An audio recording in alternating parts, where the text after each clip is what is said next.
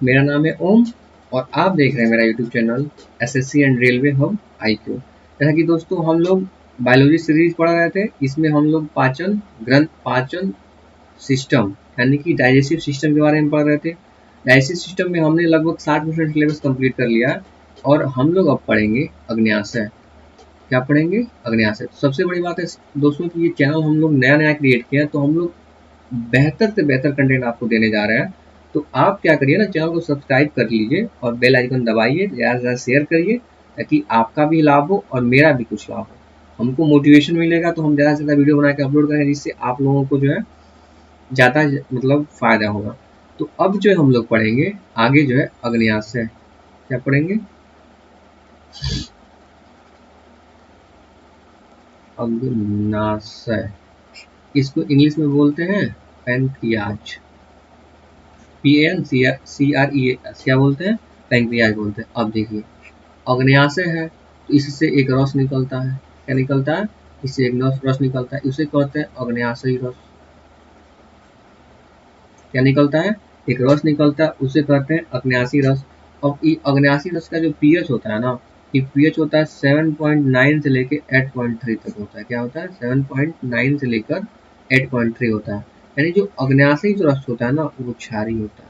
तो क्वेश्चन पूछता है कि अग्न्याशय रस की प्रकृति क्या होती है? वो क्षारीय होती है।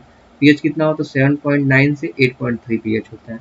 उम्मीद है आपको समझ में आ रहा होगा। अब जो अग्न्याशी रस है ना, ये डेली कितना, मतलब ये अमाउंट जो है इसका, ये डेली जो है 1 लीटर पर डे ये अग्न्याशय से निकलता है। तो ये इसका जो है डेली 1 लीटर पर डे जो अग्न्याशय से निकलता है। आपको पता होना चाहिए, ये बहुत इंपॉर्टेंट टॉपिक है, प्लीज आप इसको ध्यान से देखिएगा। क्या है कि ग्लैंड, कोई भी जो है ग्रंथि है, ग्रंथि दो प्रकार की होती है। पहला क्या है? अंतःस्रावी ग्रंथि, अंतःस्रावी ग्रंथि। और दूसरा है बाह्य स्रावी ग्रंथि। ठीक है। अब देखिए इसका खास क्या होता है, क्वेश्चन देखिए इतना छोटा क्वेश्चन पूछा जाता है आपसे ना, आप कंफ्यूज हो जाइएगा। अब कहता है कि अंतःस्रावी ग्रंथियां किसका स्राव करती हैं? तो अंतःस्रावी ग्रंथियां है ना, ये हार्मोन्स का स्राव करती हैं। ये हार्मोन का स्राव करती हैं। स्राव करना मतलब समझ रहे हैं, ये हार्मोन का निर्माण करती है। हार्मोन्स का निर्माण करती है। जो बाह्य स्रावी ग्रंथियां होती है ना, ये एंजाइम का स्राव करती है, यानी एंजाइम बनाती है और एंजाइम का जो है क्या करती है? स्राव करती है। इतना क्लियर कोई यूट्यूबर आपको नहीं बताएगा, कोई टीचर। ये तो हम लिख के कह रहे हैं, आप ध्यान से देखिए, आप मजा आ जाएगा। ठीक है। अब देखिए, अब जो है, ठीक है, तो ये पहले ग्लैंड के बारे में आप जान लीजिए। अब देखिए जो अग्न्याशय क्या है, जो अग्न्याशय है ना, ये जो है एकमात्र ऐसा ग्लैंड है जो अंतःस्रावी प्लस बाह्यस्रावी, ये अंतःस्रावी और बाह्यस्रावी दोनों है। क्या है? ये अग्न्याशय जो है अंतःस्राव भी है, बाह्यस्राव ग्रंथि भी है। याद करिएगा, क्वेश्चन 10-20 बार पूछा जा चुका है कि कौन सी ऐसी ग्रंथि जो अंतःस्राव भी है और बाह्यस्राव भी है? तो अग्न्याशय है। कौन है? अग्न्याशय है। चलिए, तो हम लोग पढ़ रहे हैं अग्न्याशय। तो अग्न्याशय के थोड़ा सा और फैक्ट के बारे में आपको बता देते हैं।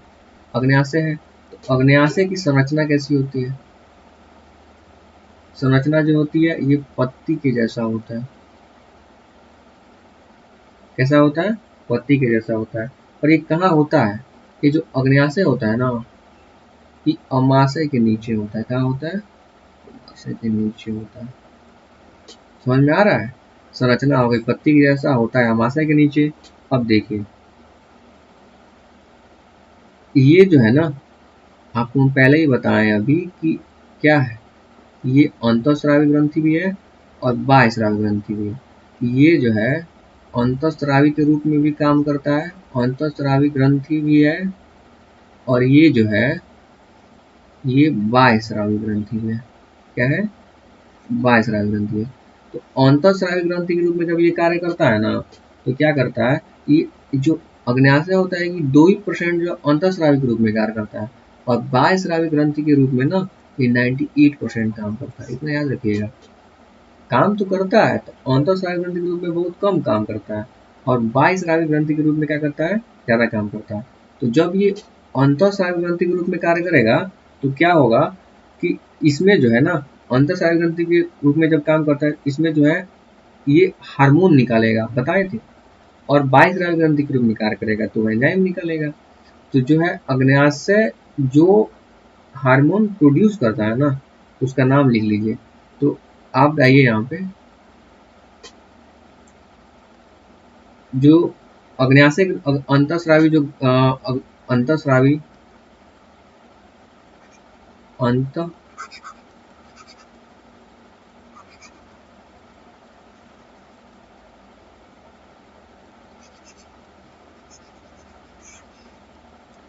अंतःस्रावी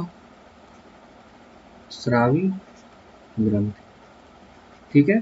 जब ये अंतःस्रावी ग्रंथि के रूप में जब कार्य करती है ना, तो ये क्या करती है, ये जो इसमें जो है ना, ये अल्फा सेल और बीटा सेल होती है। क्या करती है, अंतःस्रावी ग्रंथि में जो है ना, इसमें जो बीटा सेल होती है, ये किसमें होती है, तो ये अल्फा सेल और बीटा सेल होती है ना। एक इसमें जो अग्न्याशय में एक होता है, एक सेल का नाम है लैंगरहैंस की कोशिकाएं, इसका नाम ही है लैंगरहैंस सेल। लैंगरहैंस की जो दीपिकाएं कोशिकाएं होती है ना, ये उन्हीं में जो है अल्फा सेल और बीटा सेल पाया जाता है। उन्हीं में क्या पाया जाता है, अल्फा सेल और बीटा सेल पाया जाता है। अब देखिए, जो अल्फा सेल होता है ना, इसका क्या काम है, ये ग्लूकागोन जो हार्मोन होता है ना, ग्लूकागोन, ध्यान से पढ़िएगा, ग्लूकागोन, ग्लूकागोन, तो ग्लूकागोन हार्मोन बनाता है कौन, कौन बनाता है, अल्फा सेल। तो पूछेगा कि ग्लूकागोन हार्मोन का स्राव कहाँ से होता है, तो सबसे पहला बात कि हम लोग पढ़ रहे हैं अग्न्याशय, तो अग्न्याशय में होता है इसका निर्माण। अग्न्याशय में इसका निर्माण कौन करता है, तो अल्फा सेल करता है। और बीटा सेल होता है ना, ये बीटा सेल होता है, ये इंसुलिन हार्मोन बनाता है। क्या बनाता है, इंसुलिन हार्मोन बनाता है, इंसुलिन, इंसुलिन हार्मोन बनाता है। उम्मीद कर रहे हैं क्लैरिटी आपकी हो रही होगी कि जब अग्न्याशय अंतःस्रावी ग्रंथि के रूप में कार्य करता है ना, तो वो उसमें जो है इस सेल होती है लैंगरहैंस की सेल, इसमें जो है अल्फा सेल भी होता है और बीटा सेल भी होता है। तो अल्फा सेल जो है ग्लूकागोन हार्मोन बनाता है, बीटा सेल होता है इंसुलिन बनाती है। अब ग्लूकागोन उतना इंपॉर्टेंट तो है नहीं, इंपॉर्टेंट है क्या, इंसुलिन। इंसुलिन के बारे में फैक्ट डाल लीजिए, इंसुलिन हार्मोन, इंसुलिन जो होता है, इसका हिंदी इंग्लिश वही है, तो आप हिंदी में लिख सकते हैं। इंसुलिन जो होता है ना, इसका खोज किसने किया था, सबसे इसके पहले इसका खोज किया था बैंटिंग ने। इसका खोज किया था किसने, बैंटिंग ने किया था। अब देखिए, और इंसुलिन का नाम, इंसुलिन का जो है मोलिक्यूलर जो है,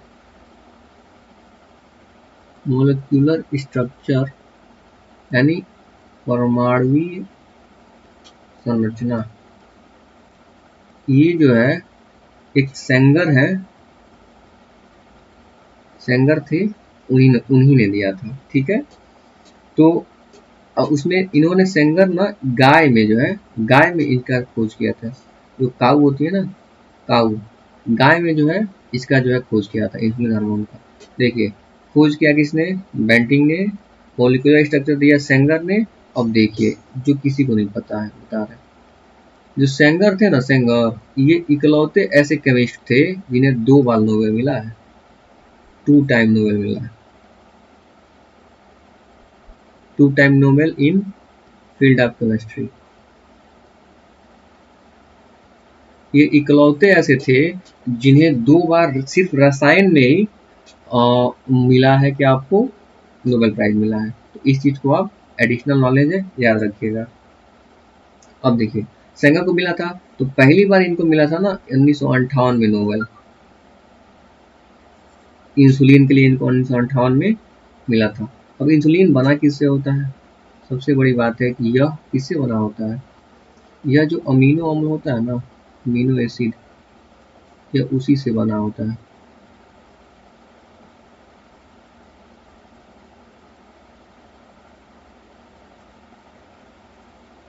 समझ में आ रहा तो कहिए हाँ। तो एमिनो एसिड से बना होता है, ठीक है। अब देखिए,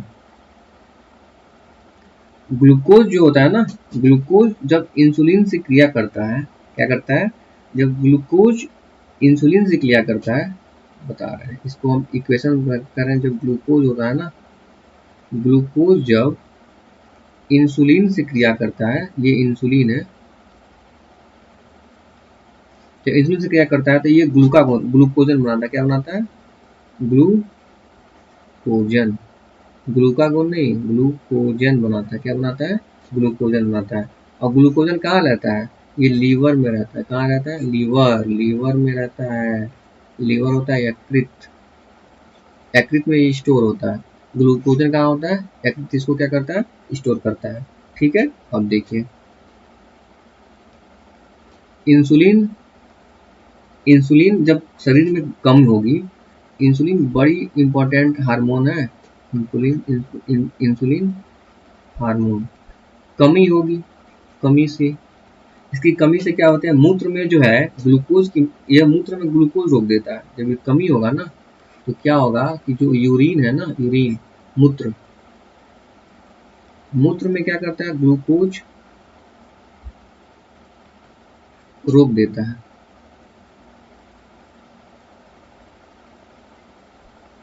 रोक दिया, अब इससे क्या हुआ, इसकी कमी से क्या होगा, ग्लूकोज यूरिन में बढ़ जाएगा, जिसके कारण डायबिटीज हो जाएगी। तो इसके कारण क्या होगा, ग्लूकोज, ग्लूकोज क्या होगा, यूरिन में बढ़ जाएगा, और क्या होगा, डायबिटीज होगा। डायबिटीज, डायबिटीज को हिंदी में बोलते हैं मधुमेह, मधुमेह बोलते हैं, मधुमेह रोग होना है, निश्चित है। कम होगा तो खतरा, बढ़ा तो खतरा। अब देखिए, बाय द वे, अगर इंसुलिन बढ़ गया, इंसुलिन हार्मोन बढ़ने से क्या होगा, तो बढ़ने से क्या हो गया, ज्यादा होने पर क्या होगा ना, ये शरीर में वीकनेस लगेगा, यानी कमजोरी, वीकनेस होगी। उसके बाद से ग्लूकोज की कमी हो जाती है। तो आपको पता है कि ग्लूकोज जो होता है, ये शरीर में क्या करता है, ऊर्जा प्रदान करता है। जब ग्लूकोज कम हो गया तो शरीर क्या हो जाएगा, कमजोर हो जाएगा, सिंपल है। इसे जो है, जब शरीर, इंसुलिन जो है कम हुआ, पहले जो है, ये देखिए, इंसुलिन, इंसुलिन की जब जब कमी हुई ना, इसकी कमी से जो रोग होता है, इंसुलिन की कमी से, तो उसको तो आप बोलते हैं डायबिटीज, मधुमेह। जब इंसुलिन जो बढ़ना है, यहाँ पे हमें पढ़ना बढ़ना ना, तो जब ये बढ़ता है ना, इसको बढ़ता है तो इसको रोग होता है, हाइपोग्लाइसेमिया कहते हैं इसको, कहते हैं हाइपोग्लाइसेमिया, हाइपोग्लाइसेमिया, ठीक है, हाइपोग्लाइसेमिया कहते हैं। याद रखिएगा कि इंसुलिन जब हार्मोन जब शरीर में बढ़ेगा ना, तो उससे एक रोग होता है, उसका नाम क्या है, हाइपोग्लाइसेमिया। कमी होता है तो क्या होता है, डायबिटीज होता है। अब देखिए, आपको पता है कि जो लैंगरहंस की जो कोशिकाएं हैं, उसमें अल्फा सेल और बीटा सेल। अब देखिए, इन अल्फा सेल, इन माने अल्फा सेल, अल्फा सेल में क्या होता है ना, अल्फा सेल में पता है क्या होता है, ग्लूकागोन होता है। अल्फा सेल में ग्लूकागोन होता है ना, हिंदी लिख लीजिए, ग्लूकागोन, ग्लूकोजन नहीं, ग्लूकागोन, ग्लूकागोन होता है। तो ग्लूकागोन जो होता है, ये क्या करता है, ग्लाइकोजन जो है, ग्लूका कार्य है, ग्लूकागोन का कार्य क्या है, ग्लाइकोजन, ग्लाइकोजन को ग्लूकोज में बदलता है। बड़ी इंपॉर्टेंट क्वेश्चन है। ग्लूकागोन, याद रखिए, ग्लूकागोन, ग्लाइकोजन, तो ग्लूकागोन को जो है ग्लूकोज में कौन बदलेगा, ग्लूकागोन ग्लाइकोजन को ग्लूकोज में बदलता है। बड़ी इंपॉर्टेंट क्वेश्चन है, याद रखिए, ग्लूकागोन ग्लाइकोजन को ग्लूकोज में बदलता है।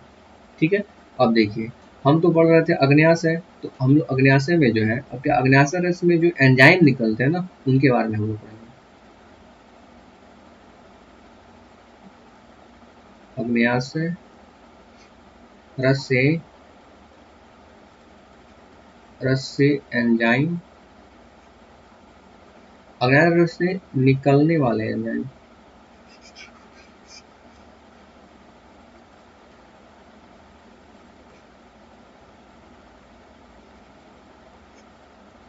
अग्नाशय रस से निकलने वाले एंजाइम कौन कौन है, आपको पता है?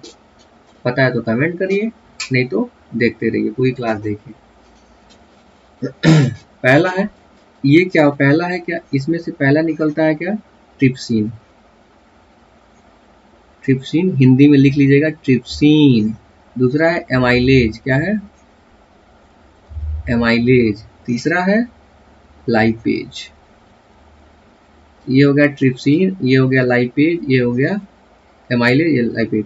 देखिए ये हम लोग पढ़ रहे हैं एंजाइम, तो यहाँ जहाँ ये होगा ना, ये सब एंजाइम ही होते हैं। क्या होते हैं, एंजाइम होता है। अब ट्रिप्सिन क्या करता है, अब ट्रिप्सिन का कार्य देख लीजिए। तो ट्रिप्सिन का जो कार्य होता है ना, ट्रिप्सिन का जो कार्य होता है, ये क्या करता है, ये प्रोटीन का पाचन करता है। तो पूछिएगा कि प्रोटीन का पाचन कौन करता है, ट्रिप्सिन करता है। एमाइलेज क्या करता है, एक कार्ब जो होता है ना, कार्बोहाइड्रेट का पाचन करता है।